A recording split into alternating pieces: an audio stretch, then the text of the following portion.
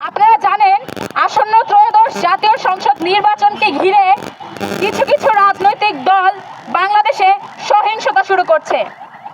আমরা যেই জাতীয় পার্টি ফ্যাসিবাদের দোসর ছিল, যে জাতীয় পার্টির বিরুদ্ধে এত এত ছাত্র জনতা রাস্তায় নেমেছিল, সেই জাতীয় পার্টি গণহত্যার দোসর ফ্যাসিবাদের দোসরদেরকে আসন্ন নির্বাচন থেকে এখনো ব্যান করা হয়নি। গণহত্যাকারীদেরকে এই নির্বাচনে অংশগ্রহণ করার সুযোগ করে দিচ্ছে এই ইন্টারিম। আসন্ন নির্বাচনকে ঘিরে যে সকল দল সহিংসতা করছে, গুম খুন রাহাজানি করছে, তাদের কোনো বিচার হচ্ছে না। ওসমান হাদি হত্যার বিচার, যেই ইন্টারিমের থাকা অবস্থায় এই ওসমান হাদিকে শহীদ হতে হলো, সেই ইন্টারিম এই ওসমান হাদি হত্যাকে ধামাচাপা দিয়ে এই বিচার নিয়েও গাফিলতি করছে। আমরা বলতে চাই, 5ই আগস্টের পরের কোন নির্বাচনে আমরা আর কোন সহিংসতা দেখতে চাই না। 12 ফেব্রুয়ারি যে নির্বাচনটি অনুষ্ঠিত হবে, এই নির্বাচনে বাংলাদেশের আপামর জনতা এই নির্বাচনকে ঘিরে সহিংসতাকারীদেরকে লাল কার্ড দেখিয়ে দিবে ইনশাআল্লাহ। এই নির্বাচনে ব্যালটের মাধ্যমে এই খুনিদেরকে এবং নব্য ফ্যাসিস্টদেরকে জবাব দেওয়া হবে ইনশাআল্লাহ। এবং যেই ইন্টারিমের উপস্থিতিতে আমাদের শহীদ ওসমান হাদি ভাইকে খুন হতে হয়েছে, যেই ইন্টারিমের উপস্থিতিতে শরীয়তপুরের রেজাউল ভাইকে শহীদ হতে হয়েছে, এই ইন্টারিম কোনোভাবেই এই দায়ভার এড়িয়ে যেতে পারবে না। এই ইন্টারিমের থাকা অবস্থায় এর বিচার অবশ্যই নিশ্চিত করতে হবে। এই মুহূর্তে আমাদের সংবাদ সম্মেলনে উপস্থিতি বক্তব্য রাখার জন্য আহ্বান জানাচ্ছি 24-এর গণ অভ্যুত্থানের অতন্দ্র প্রহরী, জুলাই মঞ্চের নবনির্বাচিত মুখপাত্র জনাব আবু হানিফকে। জনাব আবু হানিফকে তার মূল্যবান বক্তব্য প্রদান করার জন্য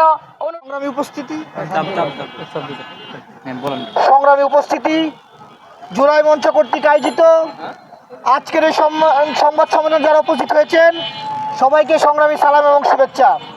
আজকের সংবাদ সম্মেলন বিষয়বস্তু কি আপনারা নিশ্চয়ই অবগত আছেন যে জুলাই গণহত্যায় জড়িত ফ্যাসিবাদের দোসরদেরকে নির্বাচনে অংশগ্রহণ করতে দেওয়ার প্রতিবাদে এবং জুলাই গণঅভ্যুত্থানের অন্যতম সম্মুখ সারির যোদ্ধা ওসমান হাদির হত্যাকাণ্ডের বিচারের গাফলতি এবং এই নির্বাচনে যে সহিংসতা হচ্ছে তার প্রতিবাদে জুলাই মঞ্চের আজকের এই সংবাদ সম্মেলন।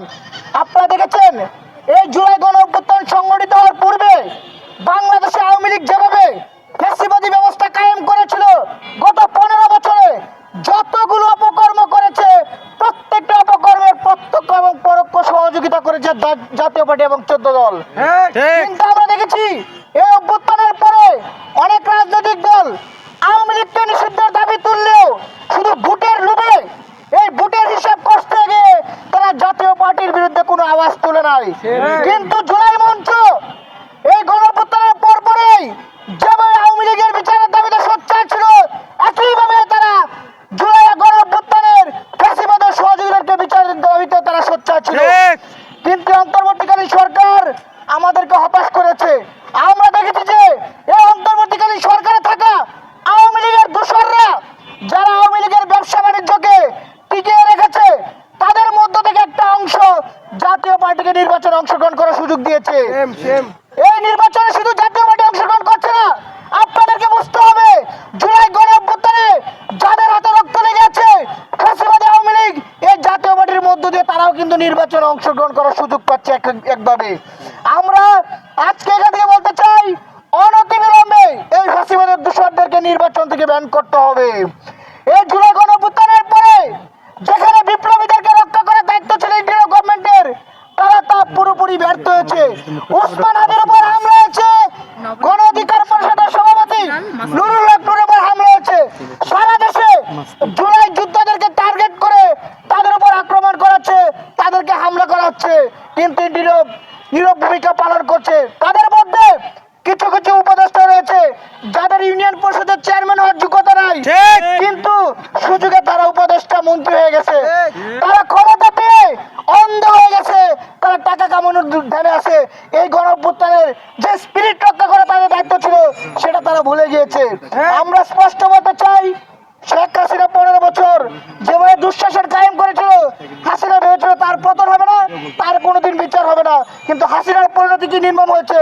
আমরা বলতে চাই, এই গণঅভ্যুত্থানে শহীদদের রক্তের বিনিময়ে যারা ক্ষমতায় বসে শহীদদের রক্তের সাথে প্রতারণা করেছে, বেইমানি করেছে, তাদেরকেও কিন্তু এদেশের জনগণ একদিন বিচারের কাঠগড়ায় দাঁড়াবে। সবশেষ বলতে চাই, এই গণঅভ্যুত্থানের পরে আমাদের আকাঙ্ক্ষা ছিল নতুন বাংলাদেশ বিনির্মাণ হবে, যেই বাংলাদেশে 53 বছর 54 বছর যে প্রচলিত রাজনীতির সংস্কৃতি ছিল সেটার পরিবর্তন হবে, কিন্তু আমাদেরকে হতাশ করেছে এই নির্বাচন কমিশন। একইভাবে ফ্যাসিবাদের আমলে তৈরি আইনে নির্বাচন কমিশন গঠিত হয়েছে, সেই নির্বাচনও নীরব ভূমিকা পালন করছে। এই নির্বাচন কমিশন এখন পর্যন্ত পুরোপুরিভাবে সফলতার কোনো দৃষ্টান্ত দেখাতে পারে নাই। সবচেয়ে ভয়ঙ্কর বিষয় হচ্ছে, গত দুদিন আগে আমরা দেখলাম সাংবাদিকদেরকে যে কার্ড দেওয়ার কথা ইস্যুকৃত কর্তৃক, সেই কার্ড দেওয়ার জন্য তারা যে আবেদন করেছিল সেটা গোপনীয়তা রক্ষা করার দায়িত্ব ছিল নির্বাচন কমিশনের। কিন্তু এই নির্বাচন কমিশন কতটা অপদার্থ, কতটা ব্যর্থতার পরিচয় দিয়েছে আমরা দেখেছি। সেই 14,000 সাংবাদিকের ব্যক্তিগত তথ্য সার্ভারে ওপেন হয়ে গেছে। এই তথ্যগুলো নিয়ে যে কোনো ধরনের অপকর্ম করতে পারে। একটা নির্বাচন কমিশন যদি সাংবাদিকের 14,000 সাংবাদিকের তথ্য সুরক্ষা করতে ব্যর্থ হয়, তাহলে এই নির্বাচন কমিশন 12 কোটি মানুষের ভোটারের নিশ্চয়তা কিভাবে নিরাপত্তা দিবে?